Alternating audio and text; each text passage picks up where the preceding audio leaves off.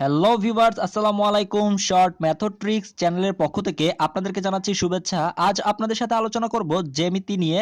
তো জ্যামিতিতে আমি আপনাদেরকে বেশ কিছু সুপার শর্টকাট টেকনিক দেখাবো এবং বেশি গুরুত্বপূর্ণ যেই প্রশ্নগুলো যা বারবার বিভিন্ন চাকরির পরীক্ষাতে রিপিট হয়, বিশেষ করে প্রাইমারি শিক্ষক নিয়োগ পরীক্ষাতে, তারপরে বিসিএস পরীক্ষাতে। তো এইরকম টাইপের বেশ কিছু প্রশ্ন নিয়ে আপনাদের সাথে আলোচনা করব এবং দেখবেন ভিডিওটি দেখার পরে আপনাদের কাছে খুব সহজ মনে হয়ে যাবে জ্যামিতি অংশটুকু। তো আসলে একদিনে তো আর জ্যামিতি সবকিছু কভার করা যাবে না, তো এর জন্যই আমি পার্ট 1 2 3 করে আপনাদের বেশ কিছু জ্যামিতির উপরে ভিডিও দিব। তো আপনারা যদি এই ভিডিওগুলো ভালো করে দেখেন তাহলে আপনাদের আর জ্যামিতি নিয়ে হয়তো পরীক্ষার হলে কোনো টেনশন করতে হবে না। তো চলুন কথা না বাড়িয়ে আমি আমার প্রথম অঙ্কে চলে যাচ্ছি। তো ভিউয়ার্স, প্রথম যে প্রশ্নটি আমরা দেখতে পাচ্ছি, কোন ত্রিভুজের তিনটি বাহুকে বর্ধিত করলে উৎপন্ন বহিস্থ কোণ তিনটির মোট পরিমাণ কত হবে? তো দেখুন, এই প্রশ্নটি কিন্তু প্রায় রিপিট হয় বিভিন্ন চাকরির পরীক্ষাতে, যেমন প্রাথমিক সহকারী শিক্ষক নিয়োগ পরীক্ষাতে 2008 13 এবং 18 সালে পরীক্ষার প্রশ্নে এসেছে এবং এটি দেখুন বিসিএস পরীক্ষাতে এসেছে 32তম বিসিএস সহ। এটি নানা রকম সরকারি চাকরি পরীক্ষাতে এই প্রশ্নটি প্রায় রিপিট হয়। তো এই প্রশ্নটি আমরা কিভাবে খুব সহজে মুহূর্তের মধ্যে সলভ করব? তো সেটি হচ্ছে, প্রথমে আমি একটি ত্রিভুজ এঁকে নিচ্ছি, ত্রিভুজ এ বি সি, এবং এ বাহুকে বর্ধিত করে দিলাম, অর্থাৎ এই অংশটুকু বর্ধিত করে দিলাম এবং বি অংশটুকু বর্ধিত করে দিলাম। যেহেতু বলেছে আমাকে তিনটি বাহুকে বর্ধিত করলে, ঠিক একই রকমভাবে সি অংশটাকেও আমি যদি এখান থেকে বর্ধিত করে দিই, অর্থাৎ একটি ত্রিভুজের তিনটি বাহুকে আমরা বর্ধিত করে দিলাম। এবার বলেছে উৎপন্ন বহিস্থ কোণ তিনটির মোট পরিমাণ কত। তো আমাকে যদি এরকম উৎপন্ন তিনটি কোণের তিনটির যে মোট পরিমাণ সেটি যদি নির্ণয় করতে বলে, তাহলে আমি প্রথমে যে কাজটি করব সেটি হচ্ছে ভিতরের, একটু খেয়াল করুন, আমরা ভিতরের অংশগুলোকে একটি নাম দিয়ে দিব। এই অঙ্কটি কিন্তু আমরা একটু ভিন্নভাবে সলভ করব, একটু খেয়াল করুন, ভালো করে বুঝুন। অর্থাৎ এই কোণটির নাম দিলাম এ, এই কোণটির নাম দিলাম বি এবং এই কোণটির নাম দিলাম সি। তো এবার আমাদের যে কাজটি সেটি হচ্ছে কিছুই না, একটু খেয়াল করুন, এই এ এর সাথে বি যোগ, দেখুন মাঝখানে আমি প্লাস চিহ্ন দিয়ে দিচ্ছি, এবং এ এর সাথে সি যোগ, এবং বি এর সাথে সি যোগ। এগুলো কিন্তু সবই যোগ দিচ্ছি, আপনাদের গুণ মনে হতে পারে। আচ্ছা, আমি ভালো করে সোজা করে লিখি, যোগ যোগ, অর্থাৎ এ এর সাথে বি, তারপর হচ্ছে বি এর সাথে সি এবং এ এর সাথে সি, এরকম করে আমরা যোগ করব। তো একটু খেয়াল করুন, তো আমরা একটু লিখলাম, কিভাবে লিখবো একটু খেয়াল করুন, সেটি হচ্ছে গিয়ে এ প্লাস বি, এ প্লাস বি, তারপরটা লিখি ধরুন বি প্লাস সি, অর্থাৎ বি প্লাস সি, তারপরটা লিখবো সি প্লাস এ। চক্রাকারে আমরা এটি যোগ করে দিব শুধু, জাস্ট একটু ভালো করে খেয়াল করুন। তাহলে এখান থেকে আমার কি লেখা যায় একটু দেখুন তো। এ আছে কয়টা? এ আছে দুইটা, বি আছে দুইটা এবং সি আছে দুইটা। তাহলে আমি এভাবে লিখতে পারি না, 2a, আমি একদম ভেঙে ভেঙে লিখে দেখাচ্ছি, 2a plus 2b plus 2c। তো এখান থেকে যদি আমি 2 কমন নিয়ে ফেলি তাহলে কি থাকছে আমার? a plus B plus C, এটা তো। তো এবার কিন্তু আমরা সবাই মোটামুটি জানি যে ত্রিভুজের তিন কোণের সমষ্টি, ত্রিভুজের তিন কোণের সমষ্টি হচ্ছে কত? ত্রিভুজের তিন কোণের সমষ্টি হচ্ছে 180 ডিগ্রি। যেহেতু আমি এগুলো কোণ নির্দেশ করছি, অর্থাৎ কোণ এ, কোণ বি, কোণ সি, তো সহজেই আমরা খুব সহজেই এটা লিখে দিতে পারি যে 2 ইন্টু ত্রিভুজের তিন কোণের যে সমষ্টি সেটা সমান হচ্ছে 180 ডিগ্রি, 180 ডিগ্রি। তাহলে এবার দেখুন 180 গুণ 2 অর্থাৎ কত হচ্ছে? 360 ডিগ্রি। তার মানে এই যে 360 ডিগ্রি হচ্ছে আমার উত্তর। অর্থাৎ যদি কোন ত্রিভুজের তিনটি বাহুকে বর্ধিত করি তাহলে উৎপন্ন যে বহিস্থ কোণ তিনটি তার মোট পরিমাণ হবে 360 ডিগ্রি। অর্থাৎ এই যে উৎপন্ন বহিস্থ যে কোণগুলো আমরা পাবো, এগুলোকে যদি সবগুলো আমরা যোগ করে দেই তাহলে এই যোগফল হবে কত? 360 ডিগ্রি। তো আমরা কিন্তু এভাবে মুহূর্তের মধ্যে এই প্রশ্নটি সলভ করে ফেলতে পারবো এবং এই প্রশ্নটি কিন্তু চাকরির পরীক্ষায় বারবার রিপিট হয়। তো ভিউয়ার্স, এবার চলুন আমরা 2 নম্বর প্রশ্নটি দেখি। সমদ্বিবাহু ত্রিভুজের সমান বাহুদ্বয় বর্ধিত করলে উৎপন্ন কোণদ্বয় হবে, মানে উৎপন্ন কোণদ্বয় কি হবে? সরল কোণ হবে নাকি সমকোণ হবে নাকি সূক্ষ্মকোণ নাকি স্থূলকোণ? তো এটিও কিন্তু দেখুন প্রাক প্রাথমিক সহকারী শিক্ষক পরীক্ষাতে 2008 13 এবং 14 সালে এসেছে। তো খুবই গুরুত্বপূর্ণ প্রশ্ন এবং এই প্রশ্নগুলো কিন্তু প্রায় শিক্ষক নিয়োগ পরীক্ষাতে রিপিট হয় বারবার। তো আগে আপনাদেরকে অঙ্কটি বোঝানোর আগে আপনাদের সাথে একটু শেয়ার করি, সেটা হচ্ছে অনেকেই জানেন না সরল কোণ কি, সমকোণ কি, সূক্ষ্মকোণ কি, স্থূলকোণ কি। জাস্ট আমি মানটা লিখে দিব, আপনাদেরকে এখানে ডিটেলস বলবো না। এক সরল কোণ, অর্থাৎ সরল কোণ সমান হচ্ছে 180 ডিগ্রি। এরপরে আসুন সমকোণ, অর্থাৎ এক সমকোণ সমান হচ্ছে 90 ডিগ্রি। এরপরে আসুন সূক্ষ্মকোণ, সূক্ষ্মকোণ হচ্ছে 90 ডিগ্রির চেয়ে ছোট কোণ, অর্থাৎ 90 ডিগ্রির চেয়ে ছোট কোণ, 90 ডিগ্রির চেয়ে ছোট। আর স্থূলকোণ যেটা, সেটা হচ্ছে গিয়ে 90 ডিগ্রির চেয়ে বড়।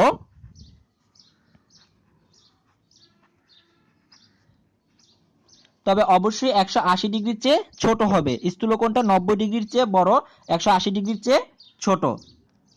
তো এবার আসুন সমদ্বিবাহু ত্রিভুজ। তো আমি একটি ত্রিভুজ এঁকে নিয়েছি, যেটি সমদ্বিবাহু ত্রিভুজ, যার নাম দিলাম এটি হচ্ছে এ, এটি হচ্ছে বি এবং এটি হচ্ছে সি। তো এবার একটু খেয়াল করুন, সমদ্বিবাহু ত্রিভুজের সমান বাহুদ্বয়। তো এই সমদ্বিবাহু ত্রিভুজের সমান বাহু কোনটি? এটি এবং এটি, অর্থাৎ এবি এবং এসি বাহুদ্বয় হচ্ছে, এরা হচ্ছে সমান। তো এবার বলছে যে এই সমান বাহুদ্বয় বর্ধিত করলে উৎপন্ন কোণ দ্বয়। তো এই যে সমান বাহুদ্বয়, অর্থাৎ এই বাহুটি এবং এই বাহুটিকে যদি আমরা বর্ধিত করি, অর্থাৎ বাড়িয়ে দেই, তো বাড়িয়ে দেওয়ার পরে বলেছে যে যে কোণটি উৎপন্ন হবে, যে কোণ দ্বয় উৎপন্ন হবে তারা কোন ধরনের কোণ হবে, অর্থাৎ এই যে কোণটি, এই কোণটি এবং এই কোণটি কি রকম কোণ হবে। তো দেখুন এই প্রশ্নটি কিন্তু আসলে ক্যালকুলেশন করার দরকার হয় না, এটি হচ্ছে একটু লজিক দিয়ে মানে খেয়াল করলেই বোঝা যাবে।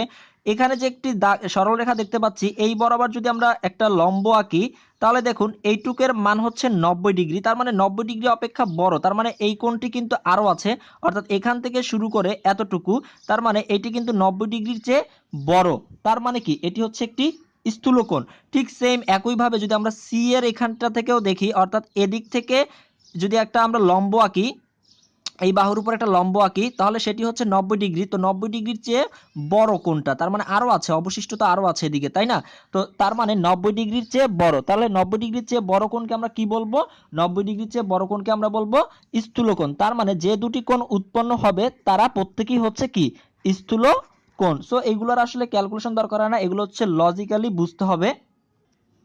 তো এবার চলুন 3 নম্বর প্রশ্নটির দিকে খেয়াল করি। ত্রিভুজের 3 বাহুর উপর অঙ্কিত বর্গক্ষেত্র সমূহ কয়টি সমকোণ তৈরি করে? বলছে ত্রিভুজের 3 বাহুর উপর। আগে একটি ত্রিভুজ এঁকে নিই আমরা, যে কোনো একটা ত্রিভুজ আঁকি।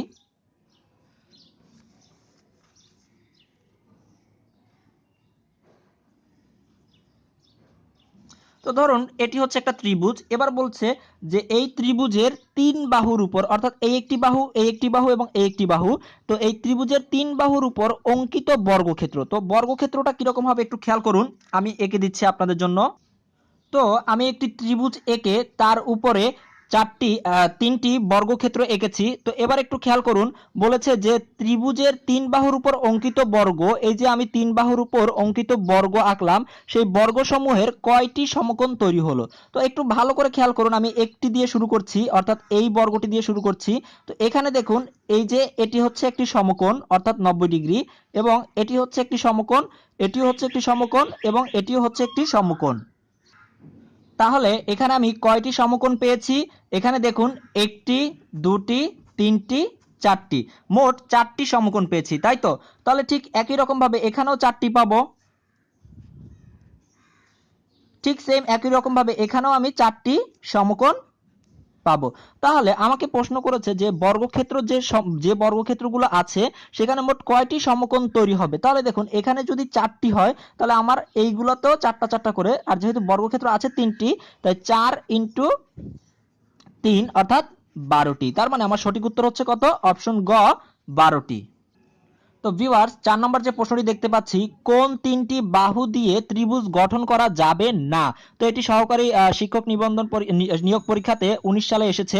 তো একটু খেয়াল করুন, এখানে কিন্তু একটা জিনিস আপনারা মনে রাখবেন, সেটি হচ্ছে ত্রিভুজ গঠনের একটি শর্ত আছে, সেটি হচ্ছে ত্রিভুজের যে কোনো দুই বাহুর সমষ্টি তৃতীয় বাহু অপেক্ষা বড় হতে হবে। তো আমি একটু আপনাদেরকে ভেঙেই বুঝাচ্ছি।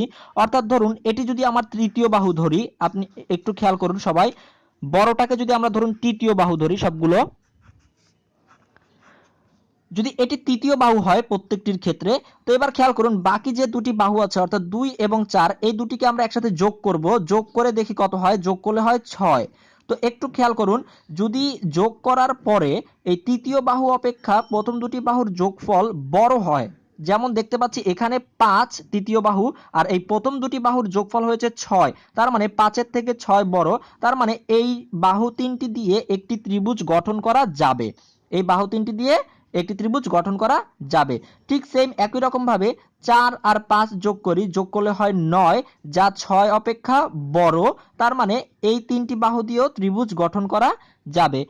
একই রকম ভাবে যদি আমরা খেয়াল করি 4 আর 2 যোগ করলে হয় 6, কিন্তু এই ক্ষেত্রে দেখা যাচ্ছে তৃতীয় বাহু অপেক্ষা এই বাহু দুটির যোগফল ছোট, অর্থাৎ এখানে 6 এখানে 7, তার মানে এই যে দেখুন দুটি বাহুর যোগফল কিন্তু তৃতীয় বাহু অপেক্ষা বড় হয়নি, হয়েছে ছোট, তার মানে এটি দ্বারাই একটি ত্রিভুজ গঠন করা যাবে না। তো এরপরে বাকি লাস্টে রয়েছে দেখুন যেটা 4 আর 3 যোগ করলে হয় 7, যেটি 6 এর থেকে বড়, তার মানে হচ্ছে এটি দিয়েও ত্রিভুজ গঠন করা যাবে। তাহলে ত্রিভুজ গঠন করা যাবে না কোনটি দিয়ে? অপশন গ দিয়ে। তার মানে আমার সঠিক উত্তর হচ্ছে অপশন গ। তো এবার একটু 6 নম্বর প্রশ্নটি খেয়াল করুন।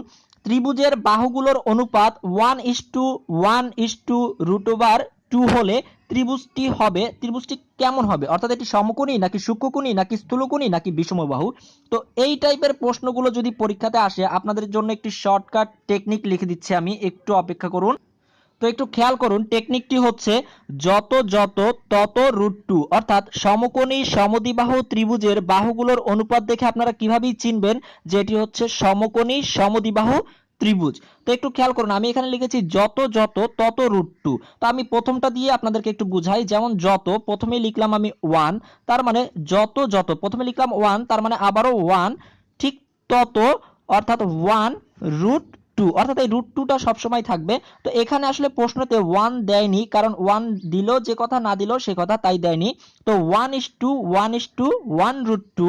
তো এভাবে না এসে যদি আপনাকে পরীক্ষায় প্রশ্নে বলা হয় যে ধরুন এরকম আসলো যে 3:2, অর্থাৎ 3:3:3√2, মানে 2। তো এরকম যদি প্রশ্ন আসে তাও কিন্তু এটি হচ্ছে কি সমকোণী সমদ্বিবাহু ত্রিভুজ। তো ঠিক সেম এরকম টাইপের এখানে কি রকম হতে পারে? 2:2:2√2। তো এরপরে ধরুন এখানে 2 না হয়ে যে কোনো কিছু হতে পারে, 5। তো এইটা সবসময় মনে রাখবেন যে √2টা ফিক্সড, শুধু সংখ্যাগুলাই সেম থাকবে। এরকম করে যে কোনো সংখ্যা আসতে পারে। ধরুন 8 দিল, 8:8:8√2। তার মানে যখনই এরকম দেখবেন যত যত তত √2, তার মানে এগুলো হচ্ছে সমকোণী সমদ্বিবাহু ত্রিভুজ। তার মানে এটি হচ্ছে আমার অপশন ক, সমকোণী ত্রিভুজ হবে। তো এভাবে করে আমরা খুব সহজেই এটি মনে রাখতে পারবো। আর এটির যে আসলে বিস্তারিত ব্যাখ্যা, সেটি যদি আমরা এই প্রশ্নটি দিয়েই দেখি, অর্থাৎ 1:1:√2, আমরা সমকোণী ত্রিভুজের ক্ষেত্রে যে জানি অতিভুজ স্কয়ার, অর্থাৎ পিথাগোরাসের যে সূত্রটি ব্যবহার করি, অর্থাৎ অতিভুজ স্কয়ার ইকুয়াল টু লম্ব স্কয়ার যোগ ভূমি স্কয়ার, তাই তো? তো এখানে একটু খেয়াল করুন, এই যে প্রথম যে বাহু দুটো আছে, অর্থাৎ এগুলো হচ্ছে ছোট বাহু ধরে আমরা যদি নেই, অর্থাৎ 1 স্কয়ার যোগ 1 স্কয়ার, আর এটি হচ্ছে বড় অর্থাৎ √2 অতিভুজ ধরি, অর্থাৎ দেখবেন যে দুই পাশের মানই সবসময় সমান আসবে। তো স্কয়ার আর রুট কাটাকাটি করে দেই, এখানে থাকে 2, তো 1 স্কয়ার ইকুয়াল টু 1 যোগ 1 স্কয়ার ইকুয়াল টু 1, অর্থাৎ 2 ইকুয়াল টু 2। তার মানে এটি হচ্ছে একটি সমকোণী ত্রিভুজ। আর আমরা জানি সমকোণী ত্রিভুজের ক্ষেত্রে কি হয়, অতিভুজ স্কয়ার ইকুয়াল টু লম্ব স্কয়ার যোগ ভূমি স্কয়ার, অর্থাৎ অতিভুজকে স্কয়ার করলে যে মান পাবো, লম্ব স্কয়ার এবং ভূমি স্কয়ারের যোগফলও তার সমান হবে। তো এটি হচ্ছে আসলে মেইন বেসিকটা। তো এর জন্য আপনাদের এত কিছু মনে না রেখে আপনারা এভাবেই মনে রাখতে পারেন যে যত অনুপাত তত √2। তো 7 নম্বর যে প্রশ্নটি দেখছি সেটি হচ্ছে একটি ত্রিভুজের 3টি বাহুর দৈর্ঘ্য 4, 5 ও 3 হলে ত্রিভুজটির ক্ষেত্রফল কত? তো আপনারা এটা নর্মাল ভাবে একদম ভাবুন যে একটি ত্রিভুজ, যে কোনো একটা ত্রিভুজ কল্পনা করি। ধরুন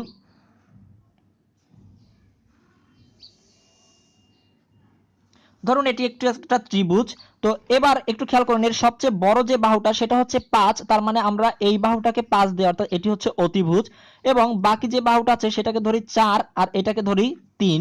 তো এবার একটু খেয়াল করুন, আমরা তো আমাদেরকে বের করতে বলেছে কি, আমাদেরকে বের করতে বলছে ত্রিভুজটির ক্ষেত্রফল কত। তো আমরা ত্রিভুজের যে ক্ষেত্রফলের সূত্র জানি, ত্রিভুজের ক্ষেত্রফলের সূত্র হচ্ছে কি হাফ ইন্টু ভূমি গুণ উচ্চতা। তো এখানে দেখুন এটা হচ্ছে ভূমি আর এটা হচ্ছে উচ্চতা, আর এটা আমার দরকার নেই কারণ এটা হচ্ছে অতিভুজের মান। তো একটু খেয়াল করুন এখানে কিন্তু আমার এই 5-এর এই মানটার আসলে কোনো দরকার নেই, এটি দিয়ে আপনাকে একটু কনফিউশনে ফেলে দিয়েছে যে আপনি এখানে কোন মানটি বসাবেন। জাস্ট কিছু না, আপনি হাফ ইন্টু ভূমি, ভূমি হচ্ছে 3, উচ্চতা হচ্ছে 4, এটা লিখলাম। এবার কাটাকাটি করে দিলেই কিন্তু আমাদের উত্তরটা পেয়ে যাবো, অর্থাৎ 2 দিয়ে কাটলে 2 দুগুণে 4, 3 দুগুণে 6, 6 একে 6। তার মানে আমার সঠিক উত্তর হচ্ছে অপশন ঘ 6, অর্থাৎ ক্ষেত্রফল হচ্ছে 6। 7 নম্বর প্রশ্নের পরে ভিউয়ার চলে আসছি 5 নম্বর প্রশ্নে। মাঝখান দিয়ে 5 নম্বর প্রশ্নটি স্কিপ হয়ে গিয়েছিল। তো একটু খেয়াল করুন, একটি সমদ্বিবাহু সমকোণী ত্রিভুজের অতিভুজের দৈর্ঘ্য 12 সেন্টিমিটার হলে ত্রিভুজটির ক্ষেত্রফল কত বর্গ সেন্টিমিটার? তো এটি দেখুন 27তম বিসিএস, 12তম প্রভাষক নিবন্ধন সহ অনেক চাকরির পরীক্ষাতে এই প্রশ্নটি প্রায় আসে। তো এটি কিন্তু একদম চোখের পলকে সলভ করে ফেলতে পারবেন, জাস্ট কিছুই করতে হবে না। একটু খেয়াল করুন যে অতিভুজের দৈর্ঘ্য কত দেওয়া আছে, 12 সেন্টিমিটার দেওয়া আছে, তাই তো? তো জাস্ট আমরা এই 12 সেন্টিমিটারকে, অর্থাৎ উপরে 12, এটাকে জাস্ট 2 দিয়ে ভাগ করে দিব এবং এটাকে স্কোয়ার করে দিলেই কিন্তু আমার উত্তর চলে আসবে। অর্থাৎ যে টেকনিকটি হচ্ছে সেটি হচ্ছে অতিভুজের দৈর্ঘ্য, অতিভুজের দৈর্ঘ্য ডিভাইডেড বাই 2 হোল স্কোয়ার। তো এইটাই হচ্ছে আমার মেইন টেকনিক। তো এইখানে যদি আমরা মানটা বসাই দিই, অর্থাৎ অতিভুজের দৈর্ঘ্য, অতিভুজের দৈর্ঘ্য হচ্ছে 12 ডিভাইডেড বাই 2 হোল স্কোয়ার। তো আসুন এটাকে আমরা যদি কাটাকাটি করি, 6 দুগুণে 12, তাহলে কি হয় 6 স্কোয়ার। তো 6 স্কোয়ার অর্থাৎ 6 6 36। তার মানে আমার সঠিক উত্তর হচ্ছে কত, 36 বর্গ সেন্টিমিটার। তো এভাবে করে কিন্তু মুহূর্তের মধ্যে আমরা অঙ্কগুলো সলভ করে ফেলতে পারি। তো 8 নম্বর যে প্রশ্নটি আমরা দেখতে পাচ্ছি, একটি বাড়ির উচ্চতা 40 ফুট, একটি মইয়ের তলদেশ মাটিতে বাড়ির দেয়াল থেকে 9 ফুট দূরে রাখা হয়েছে, উপরের মইটি বাড়ির ছাদ ছুঁয়ে আছে, মইটি কত ফুট লম্বা? তো এটি দেখুন প্রাথমিক সহকারী শিক্ষক 16 এবং 18 সালে এসেছে। তো এই প্রশ্নটি একটু ভালো করে বোঝার জন্য আমার পাশের চিত্রটির দিকে খেয়াল করুন। বলেছে একটি বাড়ির উচ্চতা 40 ফিট, অর্থাৎ এইটা ধরুন বাড়ির ভিত্তি, এখান থেকে শুরু করে এই বাড়িটা উচ্চতা হচ্ছে 40 ফিট, অর্থাৎ এটার উচ্চতা হচ্ছে 40 ফুট। তো বলেছে কি এরপরে, একটি মইয়ের তলদেশ মাটিতে বাড়ির দেয়াল থেকে 9 ফুট দূরে রাখা হয়েছে। অর্থাৎ একটি মইয়ের তলদেশ, অর্থাৎ একটা যে মই, এটা যদি একটা মই হয়, এটা যদি একটা মই হয়, এই মইয়ের নিচের অংশ অর্থাৎ তলদেশটা, এই তলদেশটা বলেছে কি বাড়ির দেয়াল থেকে, এটা যদি বাড়ির দেয়াল হয়, এই বাড়ির দেয়াল থেকে 9 ফুট দূরে রাখা হয়েছে। অর্থাৎ এই 9 ফুট দূরে মাটির তলদেশের সাথে লাগানো আছে, তাহলে এই হচ্ছে 9 ফুট দূরে। তো এটা হচ্ছে তলদেশ, মইয়ের তলদেশ। তো এবার বলেছে উপরের মইটি বাড়ির ছাদ ছুঁয়ে আছে, অর্থাৎ এটা যদি মই হয় আর এই মইটাকে যদি আমি এখানে এনে লাগিয়ে দেই, তার মানে এখানে হচ্ছে তলদেশ আর এখানে হচ্ছে মইটির মাথা। অর্থাৎ আপনারা একটু বোঝার সুবিধার্থে আমি এখানে একটু মইটা এঁকে নিচ্ছি, ধরুন এটাই হচ্ছে আমার মই। অর্থাৎ এই মাটির নিচ থেকে, ভূমি থেকে শুরু করে মাটির ছাদ পর্যন্ত দেখুন মইটিকে লাগিয়ে দিলাম। তো এটাই বলেছে যে উপরের মইটি বাড়ির ছাদ ছুঁয়ে আছে, উপরের মইটি বাড়ির যে ছাদ, সেই ছাদটি ছুঁয়ে আছে। তো জিজ্ঞাসা করতেছে আমাকে মইটি কত ফুট লম্বা, অর্থাৎ এই যে মইটা, এই মইটা কত ফুট লম্বা। তো এটা কিন্তু আমরা খুব সহজেই বের করে ফেলতে পারি, অনেকটা হচ্ছে অতিভুজ স্কোয়ার ইকুয়াল টু লম্ব স্কোয়ার যোগ ভূমি স্কোয়ার দিয়ে, কারণ যেহেতু আমাকে অতিভুজটাই বের করতে বলেছে। তো একটু খেয়াল করুন, অর্থাৎ অতিভুজ স্কোয়ার অর্থাৎ এক্স স্কোয়ার ইকুয়াল টু লম্ব স্কোয়ার যোগ ভূমি স্কোয়ার, অর্থাৎ 40 স্কোয়ার 9 স্কোয়ার অর্থাৎ 9 স্কোয়ার। তো এটাকে যদি আমরা ক্যালকুলেশন করি, ক্যালকুলেশন করলে দাঁড়ায়,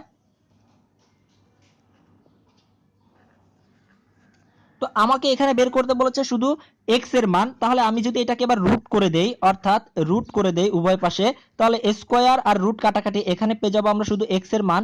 আর রুট ওভার 1681 কে যদি আমরা রুট করি তাহলে পেয়ে যাচ্ছি কত, 41, অর্থাৎ 41। তাহলে আমার সঠিক উত্তর হচ্ছে কত, অপশন ঘ 41। তো এবার 9 নম্বর অঙ্কটি দেখুন, একটি ত্রিভুজের 3টি কোণের অনুপাত 3:4:5 হলে ক্ষুদ্রতম কোণের পরিমাণ কত হবে? তো এই টাইপের অঙ্কগুলো সলভ করার জন্য প্রথমে আমরা যা করব, অনুপাতগুলোর যোগফল বের করে নিব আগে। তো অনুপাতগুলোর যোগফল বের করলে কি হয়, 5 আর 4 9, 9 আর 3 যোগ করলে হয় 12। সেই 12টা আমরা নিচে লিখে নিব। এরপর একটু খেয়াল করুন, প্রশ্নের দিকে তাকাবো, আমাকে কি বের করতে বলেছে, আমাকে বের করতে বলেছে ক্ষুদ্রতম কোণের পরিমাণ কত। তো এখানে ক্ষুদ্রতম অনুপাত কত আছে, ক্ষুদ্রতম অনুপাতের যে মানটা আছে সেটা হচ্ছে 3, অর্থাৎ উপরে আমি 3 বসিয়ে বসিয়ে দিব এবং আমরা জানি ত্রিভুজের 3 কোণের সমষ্টি কত। ত্রিভুজের 3 কোণের সমষ্টি হচ্ছে 180 ডিগ্রি, সেটি আমরা এখানে গুণ দিয়ে লিখে দিব। তো জাস্ট এটাকে ক্যালকুলেশন করলেই কিন্তু আমরা উত্তরটা পেয়ে যাব। দেখুন 3 4 12, 4 দিয়ে যদি আমরা কাটাকাটি করি 4 4 16, এখানে আরো থাকছে 2 মানে 20, 4 5 20 অর্থাৎ 45। তার মানে সঠিক উত্তর হচ্ছে আমার 45 ডিগ্রি, অর্থাৎ ক্ষুদ্রতম কোণটির মান হচ্ছে 45 ডিগ্রি। তো এবার 10 নম্বর প্রশ্নটি খেয়াল করুন। পাশের চিত্রে কোণ বি সমান 75 ডিগ্রি, অর্থাৎ এখানে দেওয়া আছে 75 ডিগ্রি, এবং কোণ এসিই সমান হচ্ছে 150 ডিগ্রি, অর্থাৎ কোণ এসিই সমান হচ্ছে 150 ডিগ্রি হলে কোণ এ এর মান কত, অর্থাৎ আমার কোণ এ এর মান কত হবে সেটা জানতে চাচ্ছে। তো একটু খেয়াল করুন, আমরা খুব সহজেই কিন্তু অঙ্কটা সলভ করতে পারবো। সেটা হচ্ছে আমরা জানি ত্রিভুজের 3 কোণের সমষ্টি হচ্ছে 180 ডিগ্রি। তো আমার এই কোণটার মান বের করতে হবে। আমার অলরেডি এই কোণটার মান দেওয়া আছে বি এর মান, তো যদি আমি সি এর মানটা বের করে ফেলতে পারি তাহলে কিন্তু আমার কাজটা খুব সহজ হয়ে যাবে। তো সি এর মানটা বের করা খুবই ইজি, একটু খেয়াল করুন।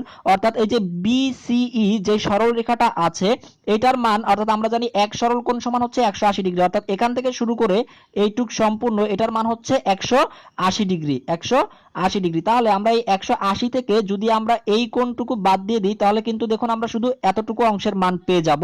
অর্থাৎ 180 ডিগ্রি থেকে যদি আমরা 150 ডিগ্রি বাদ দিয়ে দেই তাহলে থাকছে কত ডিগ্রি, তাহলে থাকছে 30 ডিগ্রি।